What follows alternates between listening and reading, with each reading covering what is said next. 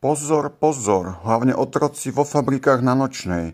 Na minútku sa zastavte a dajte potlesk a poklonte sa tomuto trapkovi Marianovi Gáborikovi. On si práve kúpil Porsche luxusné. Akože to si volal novinárov hned, keď si kupoval auto? To čo si ty za trapáka?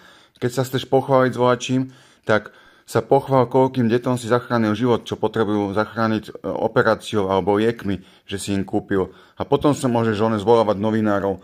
Čo toto je za celebrity, čo tu máme? Akože idem si kúpiť auto, tak porad volám novinárovi, že poď mi spraviť článok, aký som ja, dilinko, čo si dostal s pukom, do hlavy aj ty? Čo chceš dobehnúť toho retarda, Dominika Haška?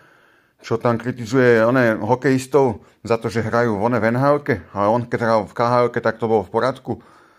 Je mi zle z vás celebritek, že s takýmito vecami sa vôbec chválite. To není vôbec na chválu.